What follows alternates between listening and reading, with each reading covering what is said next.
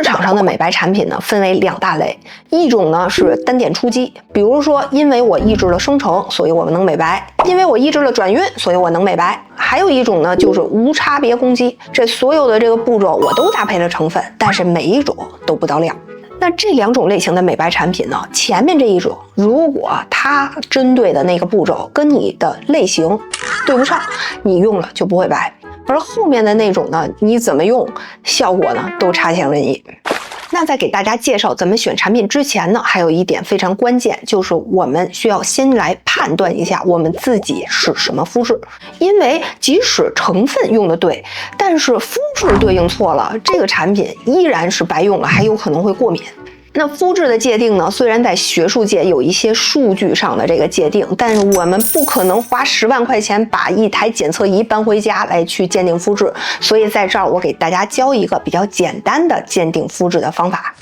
它这个方法是这样的，首先准备一张吸油纸，然后呢你去洗脸，洗干净了之后，什么护肤流程什么产品都不用，坐在屋子里，在一个恒温的地方静静的待1到2个小时。1到2个小时之后呢，你拿这个吸油纸在脸上吸油，如果沾到哪里都有油，你就是油皮；如果你沾到哪里都没有油，你就是干皮。如果你 T 区有油，面颊这里没有油，但是面颊也不觉得紧绷，你就是混油皮。如果你 T 区有油，但是面颊觉得挺紧绷挺不舒服的，你就是混干皮。我们大致把肤质分为这4种类型就 OK 了。那我们刚才说的4种肤质，结合最开始说的4种变黑体质，横纵拉表格就形成了16宫格，也就是我们的16型美白法。你只要找到我们自己的肤质，找到我们自己的变黑体质是什么，就找到了适合我们自己的美白方法。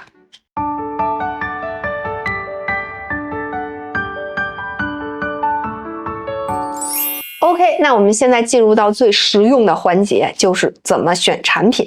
还是按照变黑类型来依次解说。第一种晒黑型，刚才说过晒黑型有2个成分特别适合，一个是烟酰胺，一个是 EGCG。这里头呢，我就一定要说一下成分本身的附加属性。烟酰胺这个成分，除了它能美白、抗糖等等之外，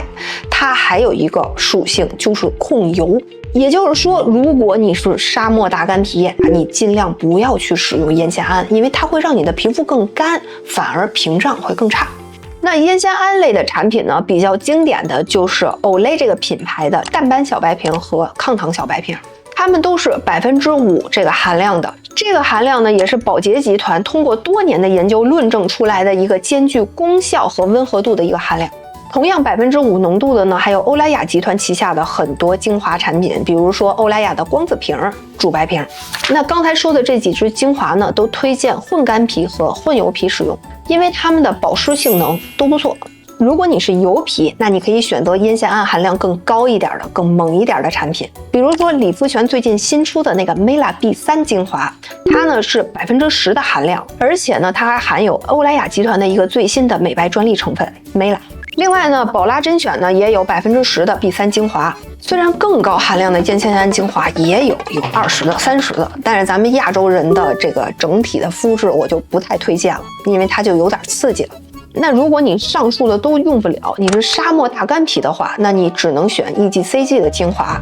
这里头呢，因为 EGCG 这个成分呢太贵了，所以在市场上加购量的产品特别少。我有一个比较推荐的，就是 Topics Replenix 的绿茶系列，它里面呢有一支 CF 精华，就含有 EGCG， 而且含量各方面综合配方都是不错的。类型2，暗沉型。那这种类型，刚才咱们在介绍的时候也说了，要针对抗氧化、抗当基化、抗糖化和抗蓝光去搭配成分选产品。比较典型的呢，就是 VC 家族，尤其是 VC 原体的精华。我们东亚人用 VC 原体精华的话，我比较推荐的浓度呢，在10%到15%之间。我不推荐使用20%以上的浓度，虽然它这样的产品也有，但是这会大大的增加我们染黄角质层的这个风险。VC 原体精华在这个浓度之间各方面做的都不错的呢，有鲜丽诗的 VC、欧邦奇的 VC、欧玛的 VC、修丽可的 CEF， 还有科兰黎的 VC 等等。那刚才说的这些呢，都是非常经典的原型 VC 的产品。其实我去年呢做过一次这5支原型 VC 产品的透皮吸收率的大横测，后续我会把它的原始数据和吸收曲线图分享在我的会员贴吧里面，有兴趣的朋友呢，欢迎加入我的会员频道。刚才说的这5支原型 VC 的精华呢，其中修丽可、修丽诗、科兰黎的肤感非常清爽，适合油皮和混油皮；欧邦奇和欧玛的这个肤感呢比较滋润，所以适合混干皮和干皮。除了 VC 原体精华以外呢 ，VC 的衍生物也有一些不错的选择，比如说像乐敦的 CC， 它呢是 VC 原体和 VC IP 的一个组合，比较适合混干皮和干皮。或者呢像科颜氏的安白瓶，它是 VC 乙基醚为主的一个 VC 衍生物精华，它肤感比较清爽，比较适合混油皮和油皮。除此之外呢，还有一些不错的 VC 家族的精华，比如说德玛森氏的20%的 VC IP 精华，还有像黑卓 Peptide 的多样性抗氧化精华，以及薇姿的 VC 精华。不选 VC 的话，抗氧和抗羟基化也有几支比较小众但是非常好用的产品，比如说像 The Ordinary 的 EUK134 的精华，它是一个单方的原料桶，打底的时候呢，不光能给皮肤抗氧化，还可以延长防晒霜的寿命。还有就是在之前介绍 The Ordinary 产品线的时候，给大家多次提到过的阿魏酸和白藜芦醇的复合精华，也是一支非常好的抗氧化、抗羟基化的产品。但是这2支产品呢，都稍微的有点油，大油皮咱们就免了。抗糖和抗蓝光类的呢，我们可以去选 The Ordinary 系列 Multi Peptide 的精华，它里面含有基肽。还有呢，像欧莱雅的金质真颜的松露系列，以及奥尔滨的 Infinite 系列，也都有很多产品含有基肽这类的抗糖成分。这3支产品呢，除了 The Ordinary 的那一支 Multi Peptide 油皮还可以用以外，后面的2支只推荐混干皮和干皮使用。产品记不住别慌，视频的最后有总结图。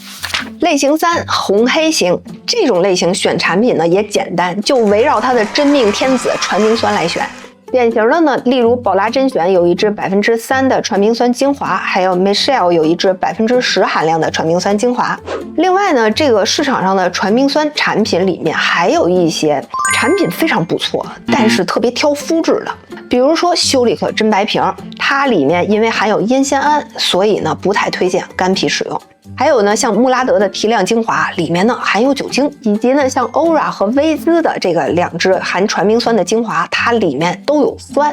所以这些产品虽然它们的配方很综合，但我就不推荐干皮和敏皮使用了。那如果你是干敏皮，那我还有一个选择，就是选含量虽然不是很高，但是配方非常温和而且相对综合的日系产品，比如说资生堂的樱花瓶，还有哈库的美白精华等等，它们都是传明酸和 4-MSK 的搭配配方。还有，如果你能买到中国大陆的产品的话，有一个医美项目后反黑专用的优菲斯的5%的传明酸精华也特别好用。需要特别注意一点，就是如果你的这个红黑类型是以痘印为主的，尤其是只有红痘印没有黑痘印的这类人，你可能不太适合选我刚才说的这些产品，而是呢有一支叫做多磺酸粘多糖的这样的小软膏类的产品，它适合单纯性的红痘印的这类人去用。类型4黄气型。那这个类型呢，我们刚才也说过，它要去针对步骤3、步骤5和步骤9去使劲，也就是胶原蛋白变性、黑色素生成和黑色素代谢3个点去使劲。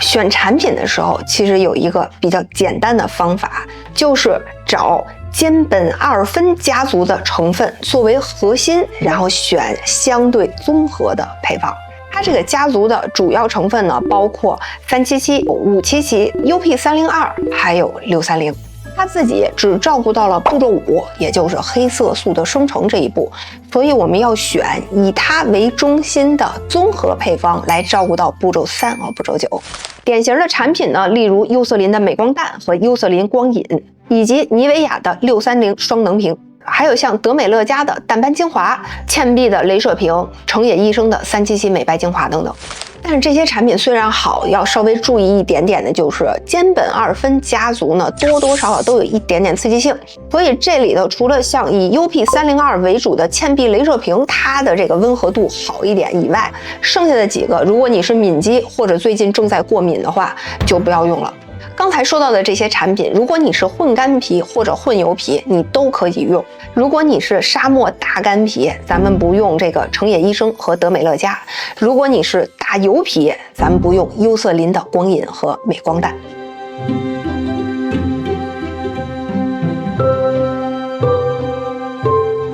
今天的内容很多，视频也很长。首先，我想感谢大家能看到这儿。还有一点呢，就是我刚才说的这些涉及到原理、涉及到数据的，它都有文献参考，我会把它列在视频的最后，有兴趣的朋友可以看看。另外呢，本期也说到了大量产品和对应的肤质怎么选等等这么多信息，为了方便大家去查阅呢，在视频的最后也有总结图。